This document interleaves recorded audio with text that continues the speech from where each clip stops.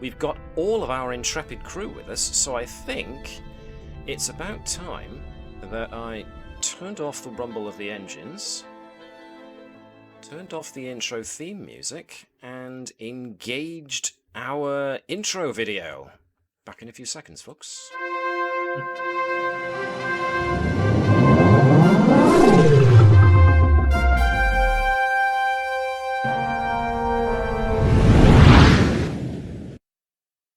And here we are, and welcome to my intrepid crew of the USS Combs. We are live on stream. Welcome, everybody. Let's put the rumble back on. It wouldn't be Star Trek without the ship rumble. And let's kick our intro theme back into action again. Hello, hello. Yes, we're back, and it's the next part of our second episode. So, let's get things moving as quickly as we can by reminding everybody, some of whom were present, some of whom were not, during the last part of our second episode, as to what's going on. So, we have picked up the Combs' new operations officer, Lieutenant Pleasc, and the crew have since been tasked with investigating a distress signal that appears to be coming from a ship that was, over 200 years old. The signal seemed to be coming from a little explored region of space known as the Romulan system, and when you all got there, you found a planet in orbit of some kind of strange subspace anomaly. And the emergency beacon that you guys were tracking was coming from the surface of the planet. The subspace anomaly was also emitting disruptions of space and time. So it wasn't exactly safe and stable to stick around for too long. So, last I remember you guys doing was you sent an away team down to the planet where you found an old shuttle pod, which looked like it must have been about 200 something. Well, no, actually, it was a design of a shuttle pod that was 200 something years old, but the amount of time that your tricorders estimate that it had actually been there for was something in the realm of 6 years. I may have said a different number last time, but this is me retconning myself. The shuttle looks like it landed on the planet 6 years ago. And it seems that it came from the ship the Atlantis, which was an old NX-class vessel. Think, basically, Enterprise. Scott Bakula's Enterprise. So you discovered a man, the sole survivor, but he was a bit on the crazy side. And you also discovered that the majority of the planet was covered with a kind of moss that seemed to be attracted to anything that was energy, including body heat, and tried to consume it. So you left quickly before anyone got any moss on them. And you also, if I recall, beamed up the survivor onto your ship. He was a bit wild. You managed to diagnose that he'd been on the planet for so long he'd started drinking the water, which was laced with a psychotropic compound, so he'd essentially been having a 6-year-long acid trip. Which, you know, is something. But also what happened was, not long after you beamed up your away team and the survivor found on the planet, was when the anomaly in the system flared into life and activity, and its gravitational forces started drawing your ship, the Combs, towards the aperture. This was further compounded by the fact that, if I bring us to the map, The ship is caught in the pull of the anomaly, which is this big red gaping hole in space over here, which you guys reckon is some kind of unstable wormhole. The gravity it's emitting is pulling the combs towards it, but you manage to slam on the anchors, as it were, but such an effort is draining the ship's power. Compounding that is the fact that there are apparently cloaked mines, that one of which detonated against the Combs' shields, another one you managed to shoot down, but there are still two in play. And just when we thought things couldn't get any more interesting, sensors on your ship notice that there's indeed a ship caught in the center of the wormhole, and it appears to be an old NX-class vessel. Probably the Atlantis. So, I'm going to take us off of this for a second, the plinky plunky. Before we get started properly then, are there any questions anybody wants to ask me in case there was something I forgot or any clarifications that need to be made? Do we still have a probe in the wormhole? Did you fire a probe into the wormhole? I think you did, didn't you? We did, yeah. And is it still working? Right, yes. So, that's a very good question. Thank you for reminding me. You did fire a probe off into the wormhole, and that was how you managed to identify, or maybe one of the reasons why you managed to identify the fact that the Atlantis seems to be caught in the wormhole. But there was also an unknown object in the wormhole itself, comprised of materials you haven't been able to identify yet, and seems to be the cause of the space-time distortions that are going on, maybe even the reason for the wormhole itself. It seems to be in a constant state of exploding and imploding, so it just seems to be causing all kinds of fun effects. And that's what your probe managed to garner. There's not only the Atlantis caught inside of the wormhole's epicenter, there's also some kind of object at the very center of the wormhole's event horizon, or whatever you want to call it. Aperture, I suppose, is a better word. It may or may not be responsible for what's going on. So, any other questions, points, or concerns? Nope. Alrighty then. Let's kick this into action. So, and by action I mean I'm going to take a brief aside, because whilst the ship was busy being thrown into trying to resist the pull of the wormhole, at the same time we would have had an encounter in sickbay. So let's go to sickbay. I see my token of sorts, but I don't have vision, apparently. I will remediate that right now. Ah, lovely. Thank you. Okay. So, am I happy with this? I'm happy with this. So, this, whilst the ship is starting to shudder and shake from the fact that it's now being caught in the gravitational pull of the anomaly, you have not long beamed aboard, pardon me, the survivor from the planet. He was diagnosed as having this strange compound in his system, and was at least subdued enough to be brought on board the ship, but he still needs to be treated. So we arrive in sickbay with Dr. Sott, who is transported from the surface back with the survivor.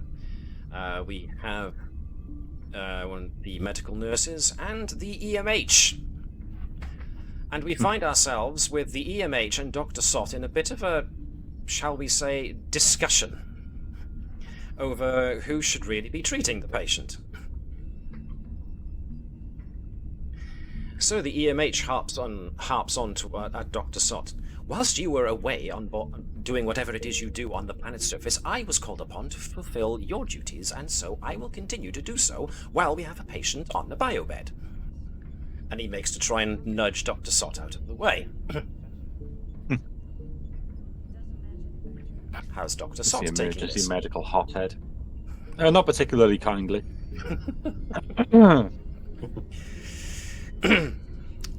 So, you've already diagnosed what it is that's wrong with him, and technically Dr. Sott is the chief medical officer and therefore does have rank superiority. I just think it's Having funny. said that, not Yes? that it's a matter of pride or anything, how is the EMH doing with the This treatment? is the first time, really, that it's been activated, so maybe not since it was installed. It's probably been activated and tested a couple of times, but this is the Mark 1 EMH, the first time it's really made any appearance outside of testing on board of the Combs. So, Has he already begun the treatment of the patient? no, he's trying to go for the medical instrumentation, but Dr. Sott's kind of in his way. Okay, if he hasn't started, then I'll take over. All right then. But ultimately, what's more important is Is the patient. healing this man and not ego. But like, what are the? Yeah, so I will take over here. What's the command they use? Just computer disengage EMH. Now see here as he goes away. Zomp. I'll be back. Right, yeah. So, what can I do? Have I did you say we diagnosed him yet or anything? Do I begin Right. treatment? Do I? You can look to try and see what we need to do to treat him. So first you need to study your patient. So Cool. what we can do is we are going to have to learn about what ails him specifically. This will be a control plus medicine task with a difficulty of 2, and it will be assisted by the ship's sensors and medicine. So let's have, well, obviously, Chris, you're going to be Dr. Sott. Can I have, let's see, let's go with what we know. Obie, could you be the USS Combs for us, please? Of course. This will be the ship's sensors and medicine. Now, you can, if you want to make sure that you get this right, you can enlist the assistance of Nurse Uro, who is Dr. Sott's sole, at the moment, actual medical nurse, an older gentleman who's a betazoid. So somebody, if they want, can be Nurse Uro assisting the good doctor, if anybody wants to take that up. Otherwise, I will nominate somebody. Or do you think that the doctor can do just alright on his own and use the ship? What do we reckon? Use the nurse, not use the nurse? I will go with not using the nurse then, since I am met with indecision, which is fine.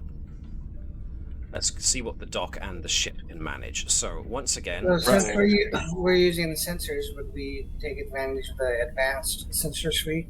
Ooh, that's a very good point. Unless the ship's sensors have suffered one or more breaches, whenever a character performs a task accepted by the sensors, they may reduce the difficulty by 1. Well, you know what? It's right there in purple and black, or is it in blue and black for Mava people? Rather than black and white. Let's go with using the advanced sensor suites on the Combs then. So we've actually reduced the difficulty down to 1. So for Chris, it's 2 dice, control and medicine, if you please. And for Obie, 1 dice, sensors and medicine. Nice. Very nice. That's 2 over what you needed. I just need to reload my page because I've just noticed that momentum and threat have both disappeared. I hate it when that happens. Why the accent, Matt? I don't know. Okay, so you gained 2 extra momentum over and above what you needed. One of them goes into the momentum pool, which means you now have full momentum. Okay. So, you've studied the patient. You've got a pretty good idea of what's going on in his body now. Obviously, the difficulty here being that he's been imbibing this stuff for years, at least as far as he's concerned. So, this is going to be somewhat difficult to find a treatment, but that's your next step. Find a treatment. Use the knowledge obtained from studying and seeing the effects of the psychotropic compound in the patient's system. You can now try and formulate a treatment regimen. Like I said, though, it's not going to be easy because it's quite well saturated into this guy's system. Now, you have learned what his name is because you did pick up his his personal logs. So, Lieutenant Connie. John Kearney. Internet window crashed. Can't log back in. What would you like me to do, Obie? Or do you want to just try and start over again? No, that was... that's me. Oh, that was you. Sorry. That was me. Sorry. The only reason I thought it was Obie is because Obie's note is right above yours on Discord, so I fused the two some way. Your internet window crashed. Can't log back in. It thinks you're still there. I will kick your character out, so it'll hopefully allow you to log back in. These things happen. So what was I saying? Right, so Dr. Sott is going to need to make either, you get to choose, use control or reason. I would go with reason, it's your higher attribute. So reason and medicine. The difficulty of 3, but assisted by the ship's computers and medicine. So this would be probably a good opportunity to try and get someone else in to help you with this. So either Nurse Uro, or maybe bring back the EMH. Entirely up to you. Yeah, I'll bring back the EMH. Please state the nature of the medical... Oh, it's you again. Finally come to our senses, have we? We have. So yeah, it's going to be a reason and medicine roll, you said, yeah? Yep, that's for Dr. Sott. That'll be 2 dice. For the EMH, let's use reason and medicine as well. Obie, do you wanna be the EMH or do you wanna be the ship? I'll be the EMH as long as I don't have to try to roleplay him. That's fine. I do a semi-decent Robert Picardo, but only semi. I do apologise to Robert Picardo. But he's too good a character not to bring in. Oh, yeah. So that'll be reason and medicine 1 dice for the EMH, if you please. And if I can have somebody else be the ship. Let's see, who wants to be the ship this time? Let's go with... Chris might have stuff to do. At least Chris B might have stuff to do soon. So I am going to go with Connie. Oh, I'll roleplay the ship's hum then. Do your best.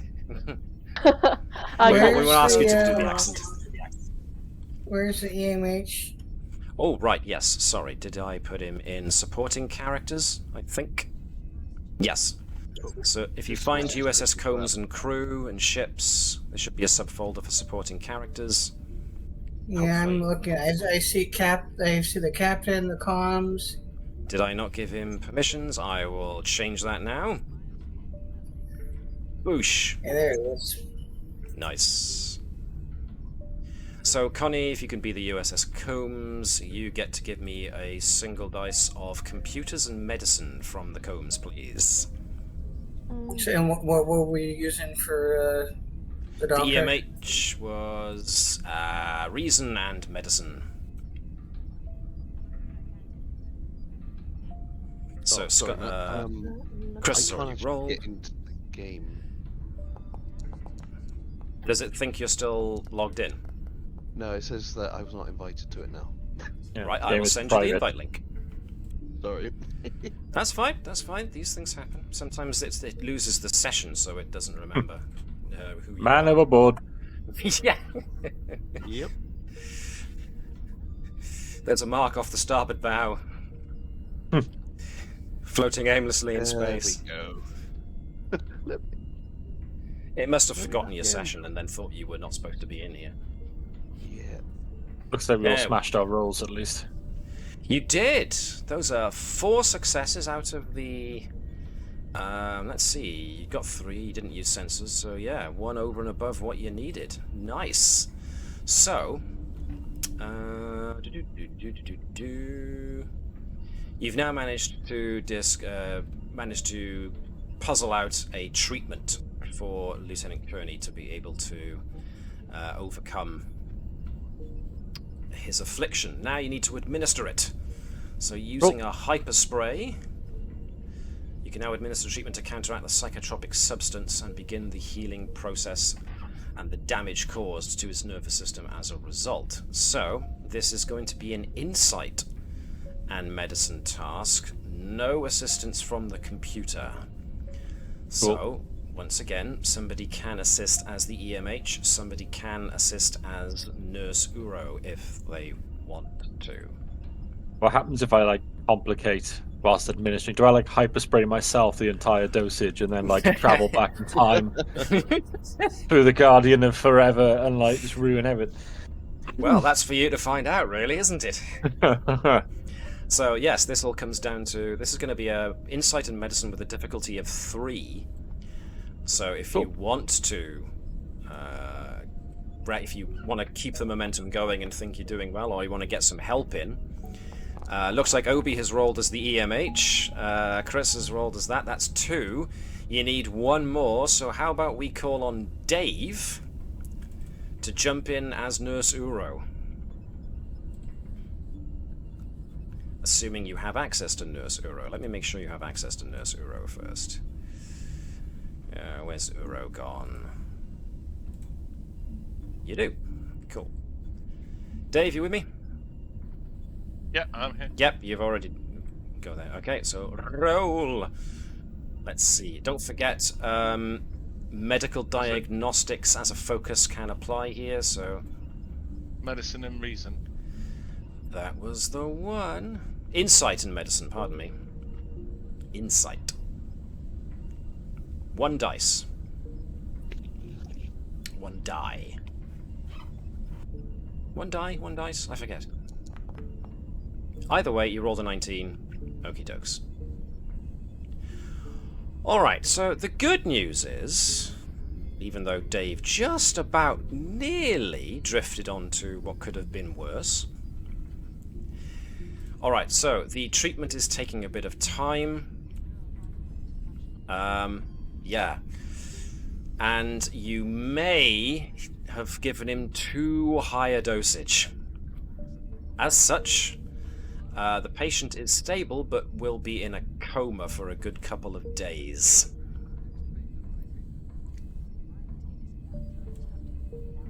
So he's alive, but the damage to his nervous system is such that he managed to purge the compound from his system, but his system has been adapting to it, so it's in a bit of a nervous shock at the moment.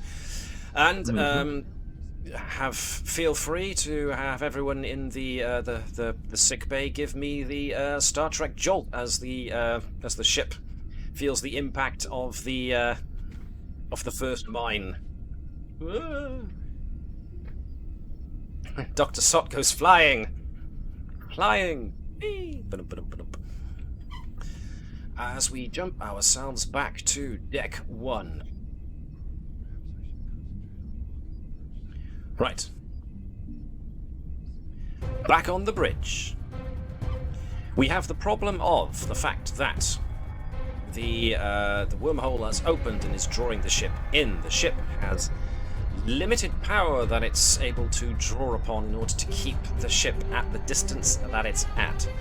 You have identified the Atlantis as being within the eye of the wormhole, and yet you also have a pair of, well, not so cloaked mines anymore, still remaining to deal with. So, what would you like to do first? fact, I'm going to take us to here, as we have to deal with the things that are going on. So, what's your priority, folks? Mines, power, finding out more about the Atlantis? I would suggest, you mentioned an object that seems to be in a cycle of exploding and imploding in the center of the event horizon.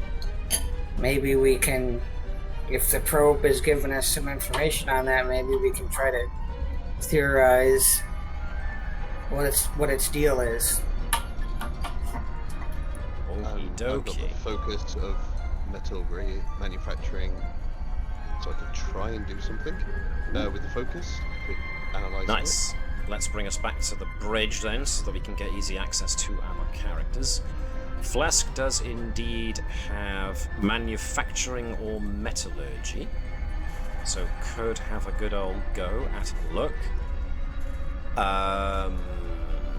Anybody want to help him out with this?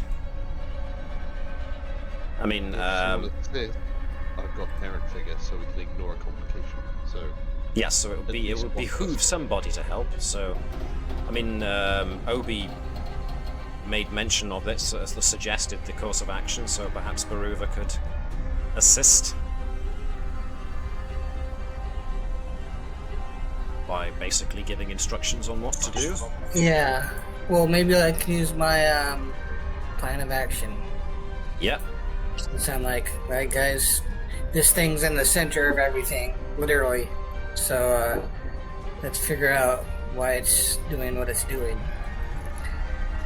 So let's have a 1 dice presence and command check from Baruva, please. I will keep the difficulty to myself for the moment. And Pleasc is going to be using sensors and trying to get a good idea of metallurgy and manufacturing, so I'm going to say this is going to be insight and science for Pleasc, please. What about the team dynamics? Team dynamics as a focus for yourself? Definitely, yes. I will agree with that 100%.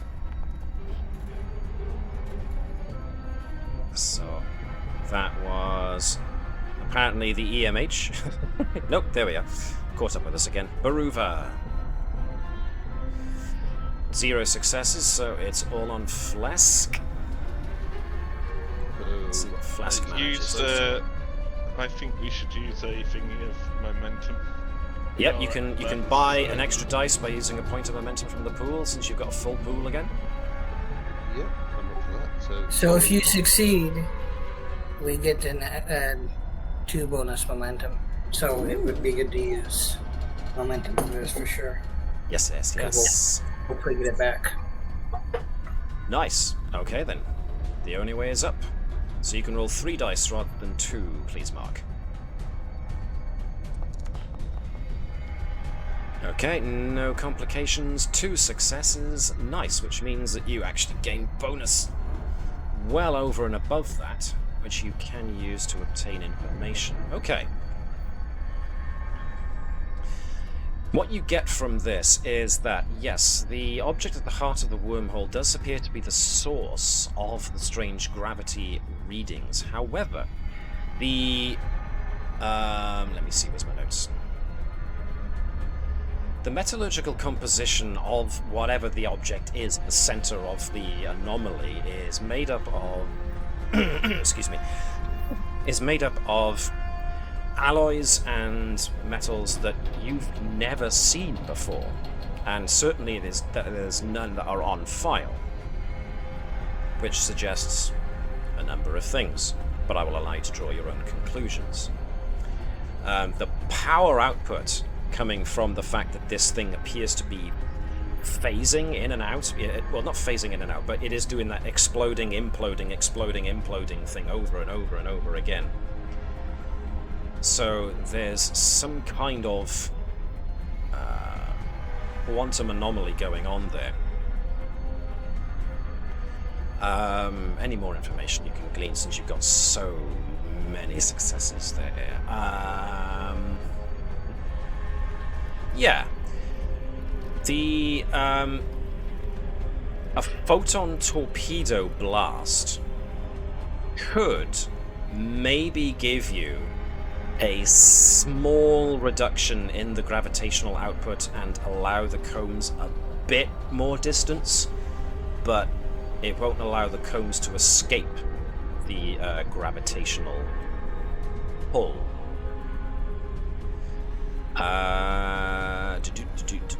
That's a possibility, because it would at least cause an interruption in things, in the effect for a little bit. But yes, the object at the center of the anomaly is of an unknown composition, and also of an unknown configuration. The last bit of information I will give you is it definitely appears to be manufactured. So it's not any kind of naturally occurring object. I hope that's a satisfactory answer. So there's no way for us to try and take control of it? Not that you can see. Not that we can see. The sheer amount of interference being given off by this thing is, immense. I mean, I'd like to try and contact the Atlantis in the middle, but probably best that we deal with the two lines that are coming towards us. There's that too. So now that you've dealt with the object at the center, shall we see if we can't deal with the mines? This sounds like a job for our tactical officer. Now the difficulty here is that there are 2 mines. So you have options.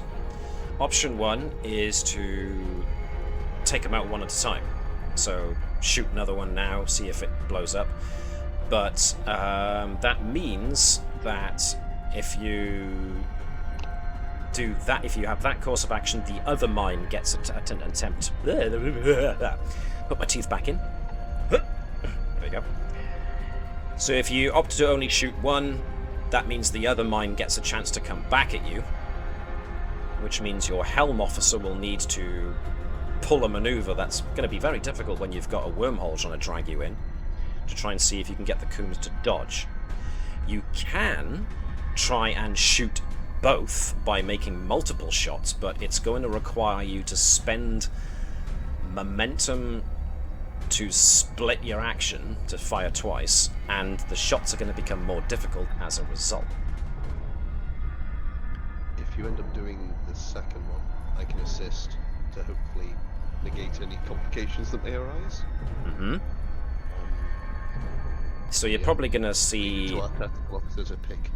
Yeah, so...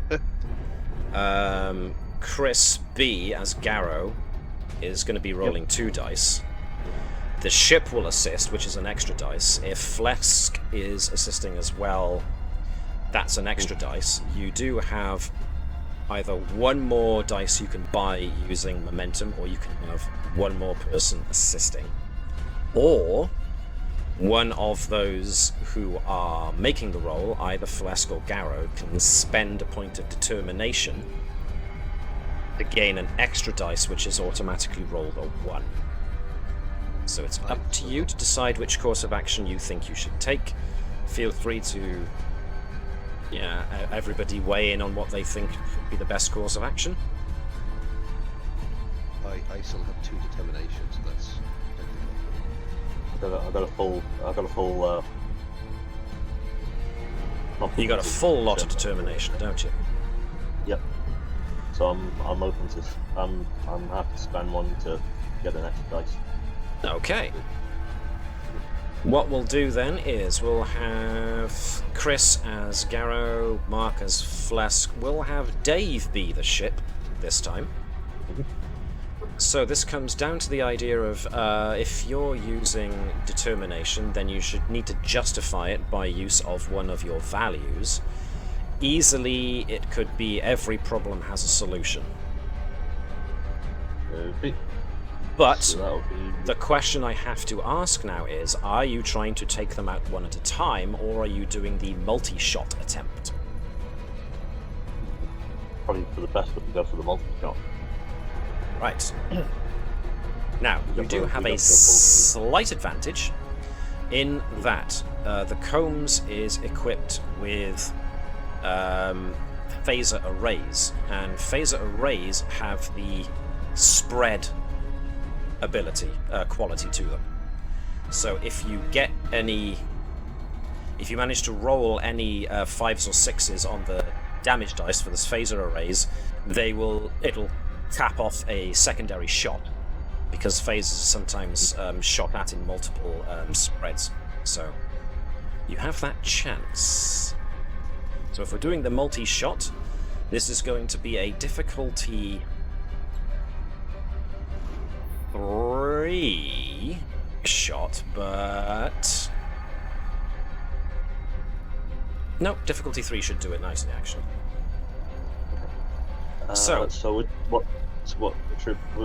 What attributes and disciplines are we using here? So for Garrow, we're going to be looking at you rolling 2 dice, and you're going to be rolling control and security with your focus of shipboard tactical systems applying. Pleasc, you're assisting in some fashion,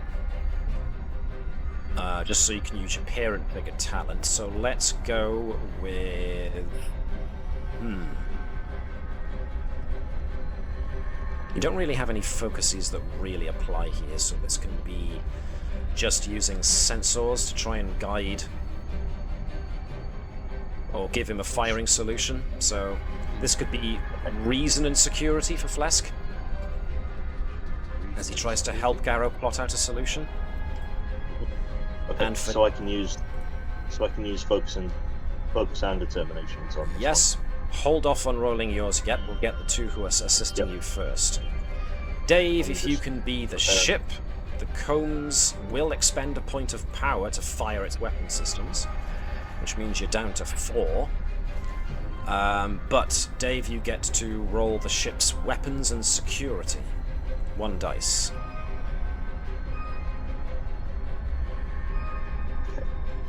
I've also spent a point of determination. So I'll click the determination chat box. Nice. Here. So get ready So to roll. 2 dice. Yep, 2 dice. 2 dice, yes. 1 dice for the ship, 1 dice for Pleasc. Okay. Off Ready. you goes. Fire. Firing phasers. Holy lordy! 2 1s! Nice!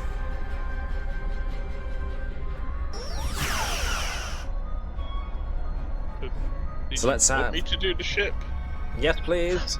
Let's see how many Might as successes. well. Oh, there you no! Parent figure, we ignore that complication. Parent figure, ignore the complication. Well done, well done, well done. And Woo! then, rolling for... Yeah. Rolling for 1 dice and hoping... Rolling for 1 dice and hope you don't get another one. Nope.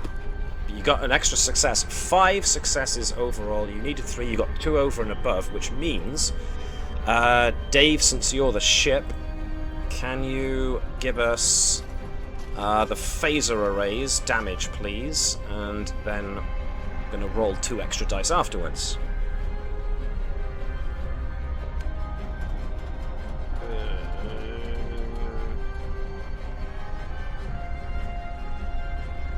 So where it says phaser arrays, there's like an insignia. There you go. Ooh, that wasn't very much.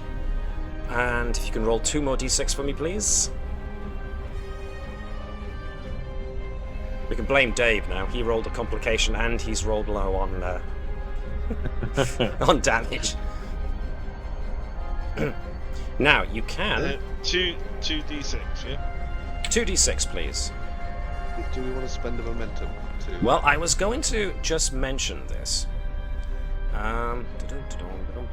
There is momentum spends in combat to re-roll damage. If you spend a point of momentum, you can re-roll those damage dice. Yeah, unless anyone wants to argue. Especially because Dave's roll of 2 extra dice resulted in nothing. So yeah, I'd recommend spending a point of momentum, and where it says re-roll results underneath the phaser arrays, I will press it now. Do it, but fill in 9 dice, 9d6. Unless you want to keep those 2 that rolled, the 2 and the 1. Not letting me do D. It just says number of dice in pool.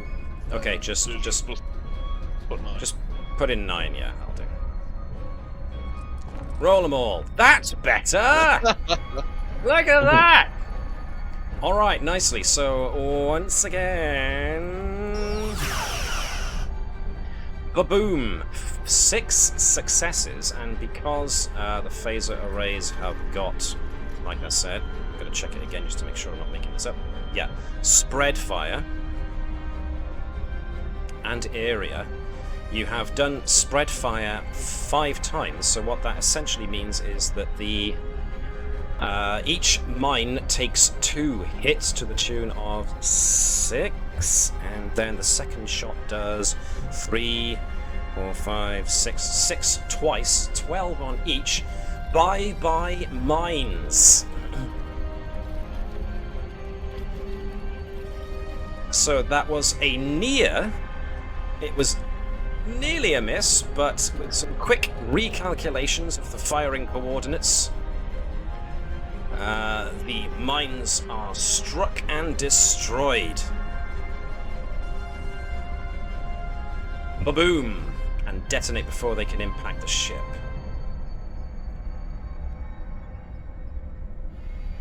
Alright, so... let's see. We want this. But we also want a bit of that.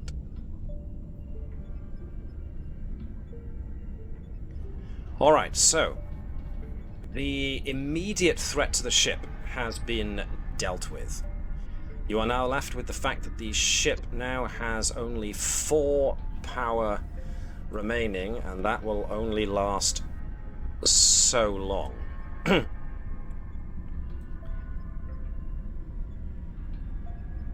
I am going to ask... No, actually, I'm not going to ask. I'm going to take us to deck 1 again. And I am going to have an alert come up on Lieutenant Gerkow's sensor readout. So Connie, Neshlel's console kind of lights up as sensors are detecting that there is power apparently coming from the Atlantis. It's very small. It's more like backup power, but they do appear to have power active on the ship. The Atlantis is in a bad way.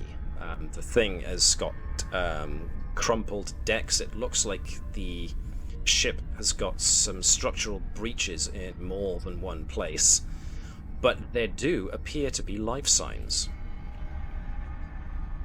So, my sensor has traced life signs and backup power in the Atlantis.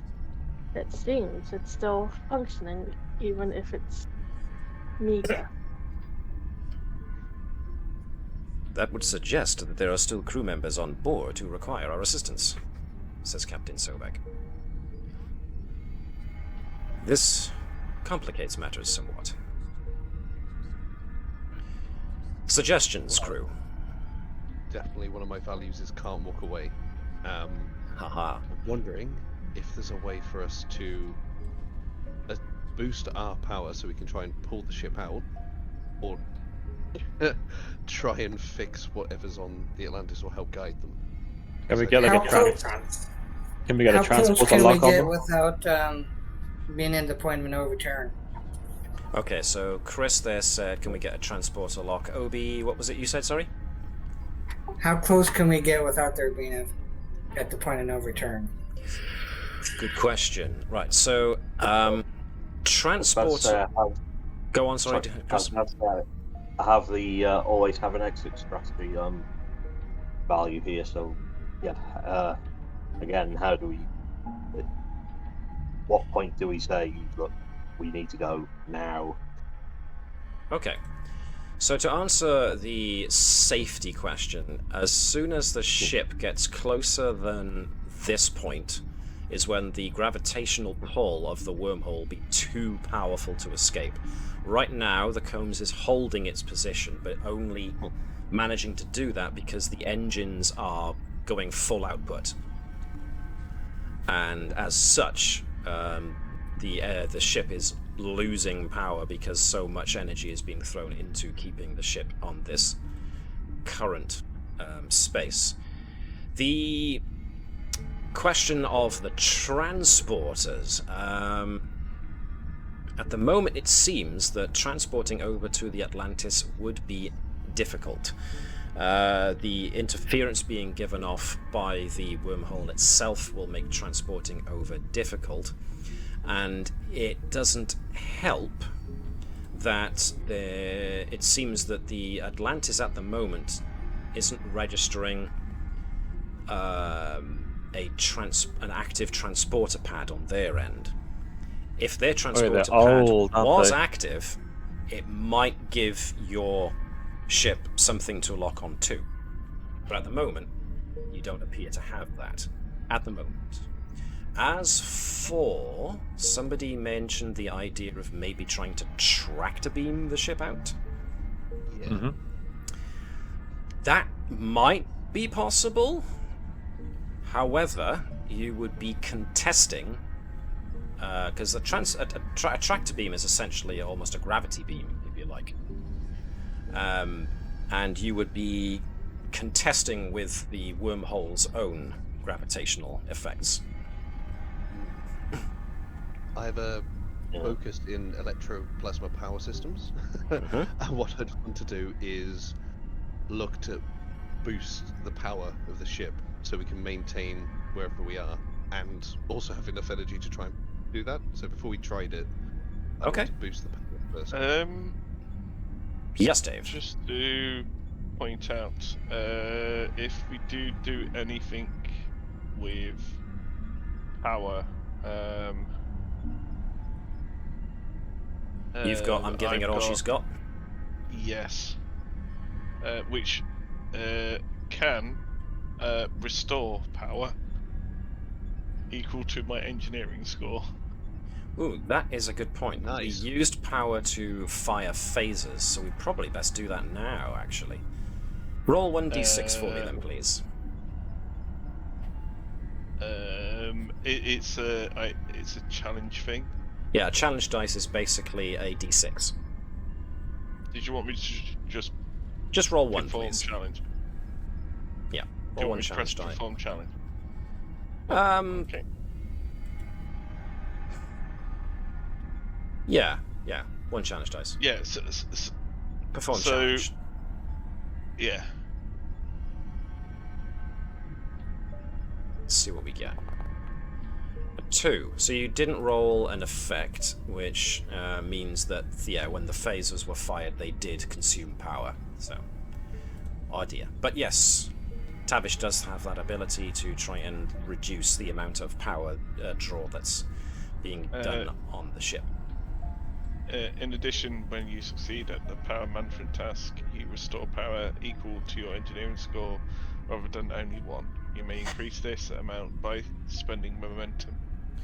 So what essentially needs to happen here then is if Pleasc is going to be attempting to pull some additional power in order to put into whatever you want to do, either to keep the Combs going for a bit longer or do something else with it, we're going to require probably you two guys working together, so both Pleasc and Tavish, to try and regain some additional juice. So this will be a reason and engineering task. So who wants to be the primary? Reason and engineering 10 and 5 for Tavish.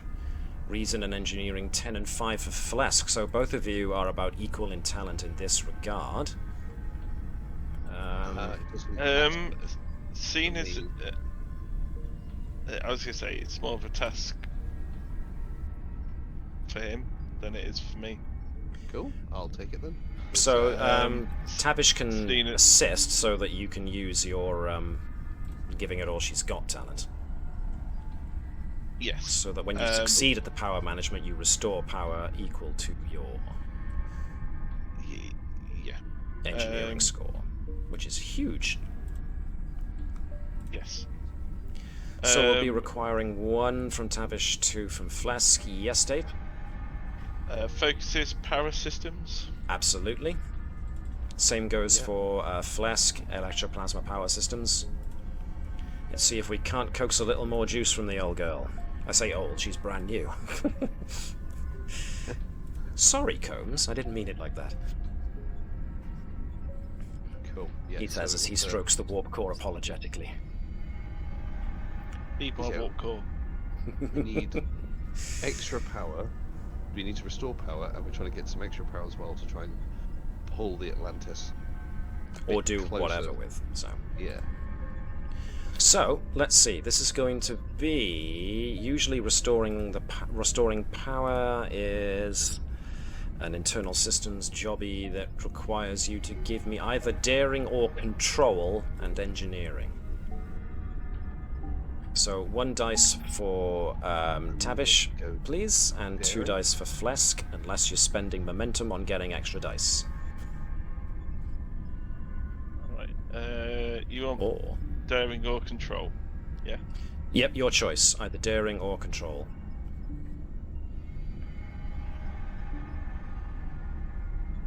Alright, do you want me to roll first? Either of you. Doesn't matter. Cool.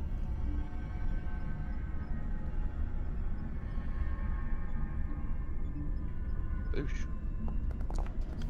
Boosh indeed. Oh. Those were pretty darn good rolls. Look at that. 4 successes? 2 successes? Whoa. Okay.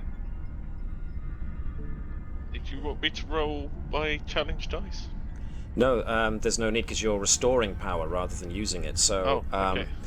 because you've got, giving it all she's got, you've succeeded at a restore power option, which means you actually restore power to the tune of Tavish's 5, rather than just 1.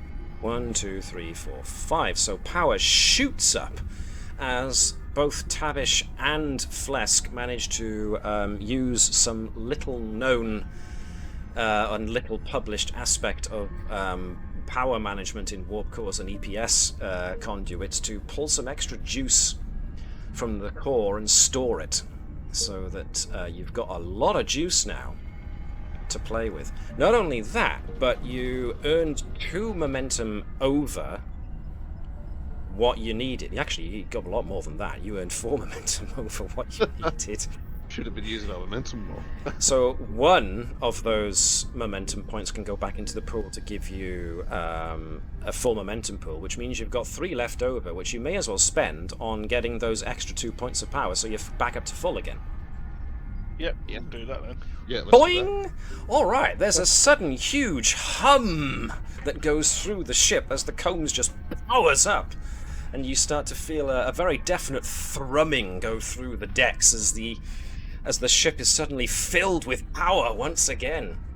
As the engineering and ops guys work together to pull power out of the emergency stores and whatnot and throw it into the ship's systems. So you have got power to play with now, but it's still, until you can find a way of escaping the pull of the wormhole, you are still on a countdown to how long you can maintain this position. You're in a lot better position than you were, so you've got some what they call wiggle room, and it's at this point that once again on Lieutenant Gerkow's sensors we get a sudden alert.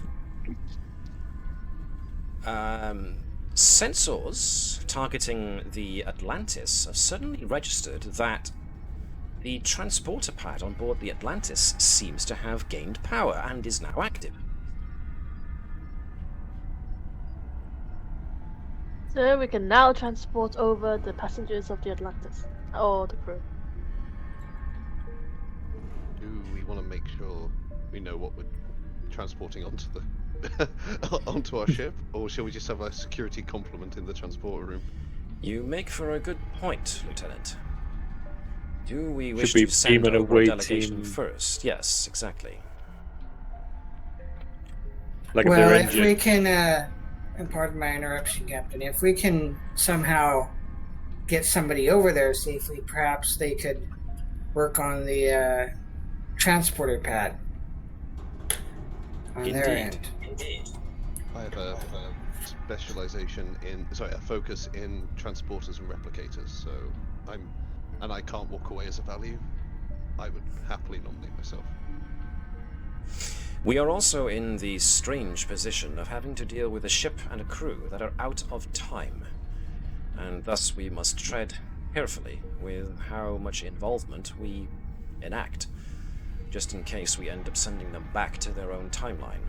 However, at this point I'm not entirely certain that that is a possibility. We must focus instead on trying to see whether or not we can deal with this wormhole and whatever's at its center. As for the Atlantis, rescuing its crew would be paramount. Rescuing the ship, if we can, would be a secondary objective. Both, I think, considering what you have all just mentioned as ideas for how to proceed further, would seem to suggest that an away team might be a beneficial course of action in order to see what we are dealing with. Do you concur? Indeed. Yes, Captain. Aye, aye. Very well.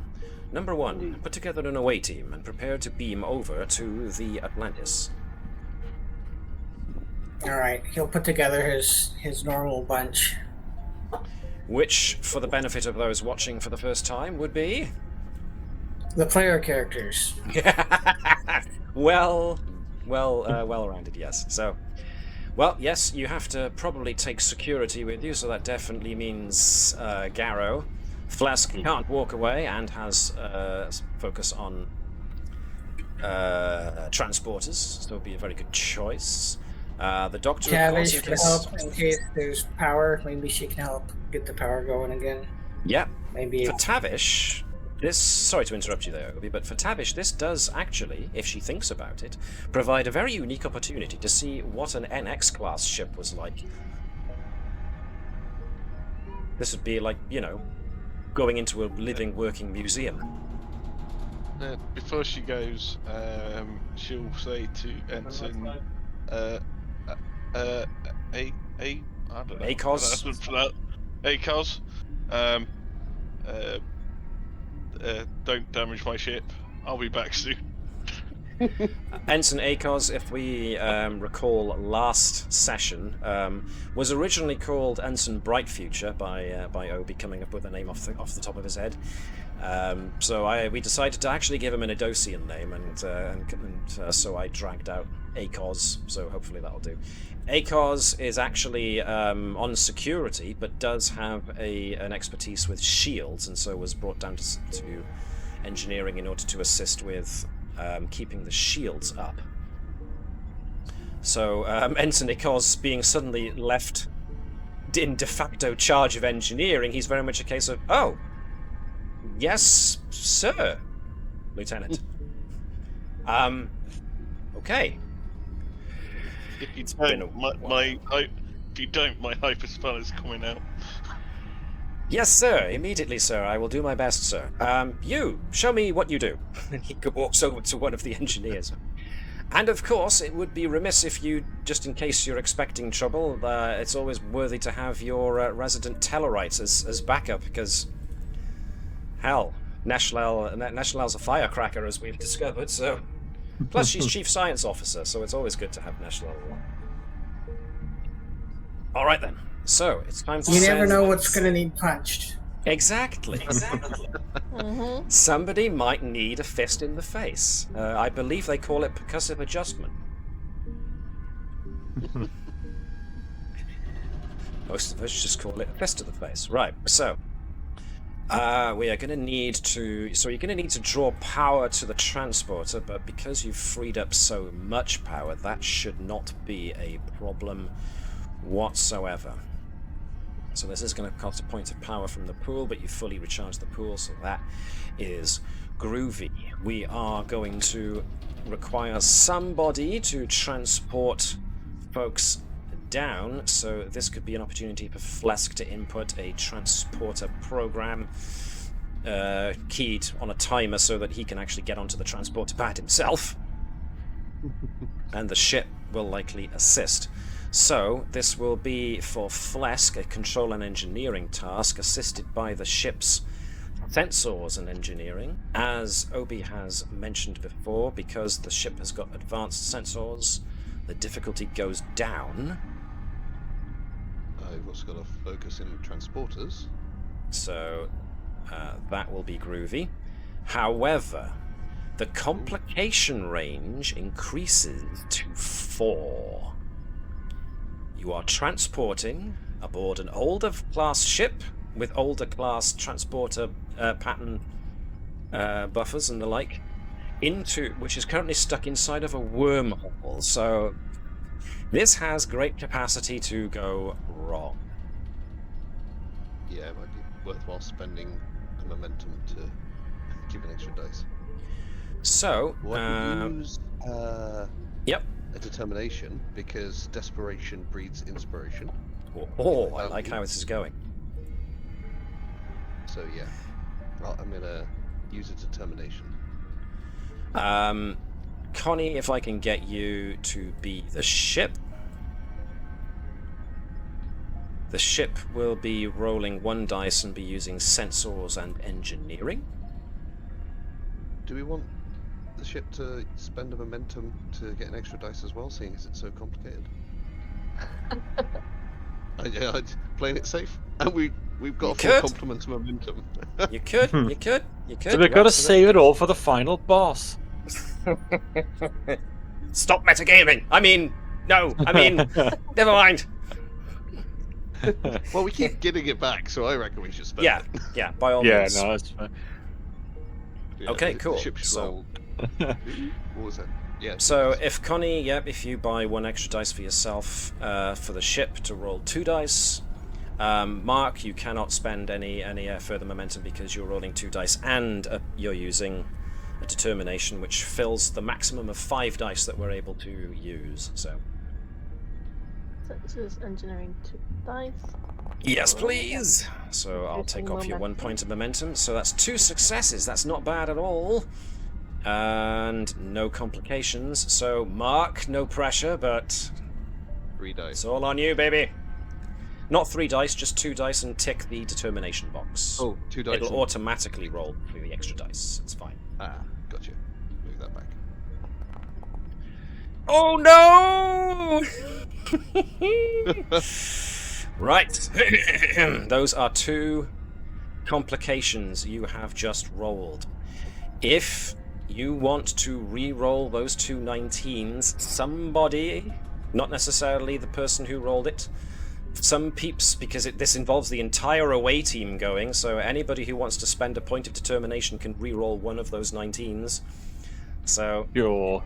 if any Well, folks one of have those- not used, Dr. Sott looks like he's using 1. I was about to say, Oh, we only need to get rid of 1 because the first complication is ignored. Ooh. Okay, what am I rolling for this, and how do? So underneath, if you see where it says Pleasc Mark rolled 19, 19, and 1, it says 2 Yes, successes. reroll Underneath results. that, it says reroll results.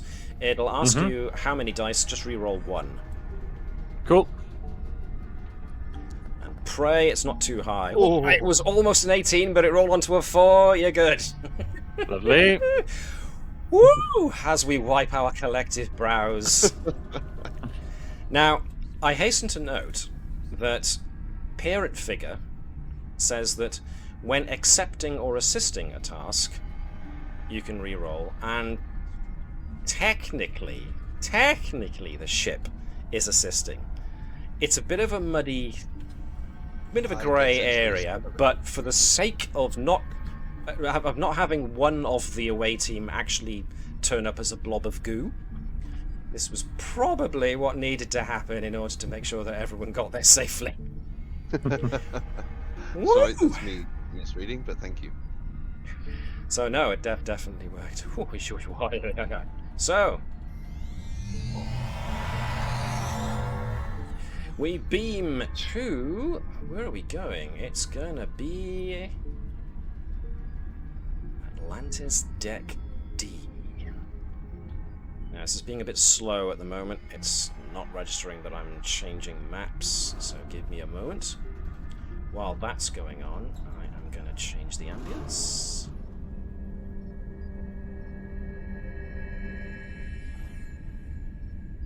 Wait for this to load. Has it loaded? Yes, it has. Okay, let me put you guys actually here on the thingamabob. It didn't register it. I'm going to have to try that again. Excuse me. My connection apparently is being a little bit slow at the moment, so it didn't register that I had tried to copy things over. Let's try this again. One more time. That's better. So let's position you guys on the transporter pad. Who am I missing? I'm missing Gerkow. Okay, so let me just check. Everybody's got vision. No, not light, vision. Gerkow got vision. Garrow's got vision. Yeah, I did. Yeah. Cools. Alright, so you guys land at the other side. And just as you do, there is a spark and a crack and a bang as the terminal facing the transporter pad just sparks and gives off smoke. It continues to spark randomly. And the transporter pad beneath you dims. Now, once again, I'm going to ask those who are actually looking at these maps to put a little bit of forgiveness my way, because I'm just totally paranoid about this. I know that there's technically a number 2 right by there. And that's only there because getting actual deck plans of an NX-class ship that I can use as a map are actually quite difficult, and the only one I found had numbers all over it to indicate which bits was which. So yes, thank you, Connie, for covering that up for just a second.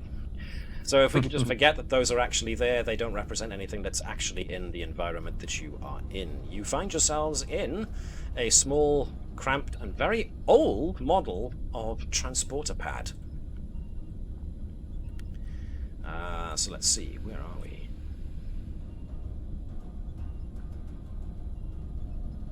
Alright. So the lights around you at the moment are kind of low and flickering. Seems to indicate definitely a ship on emergency power. As you can hear, there's a great amount of metal groaning from the pressures being put on it. So the ship is not in the best of shape at this present moment in time. The hull is creaking and cracking, and you are left here inside the transporter room. What would you like to do now? Scan for life forms. Or survivors, I should say. Okie dokes. Whoever wants to. It makes sense that Dr. Sott would do, since he's got the talent in, or the focus on medicines and like. If you give me control and medicine to have a look for life forms, and somebody can sing me the Data Loves Life Forms song from Generations while we're at it. No, nobody, just me. All right, life forms, you tiny little life forms. Control and medicine. My wife walked past and went, I got it. It's fine. It's just me. Just me and she. It's fine. Lily Tavish seems to be doing breakdancing. I'll write her. There we go. So, yes. Dr. Sott's tricorder comes back with breakdancing. Tavish is very happy to be on an old model. Like, Tavish is almost fangirling at this point, going, oh my god, I've only seen these in museums.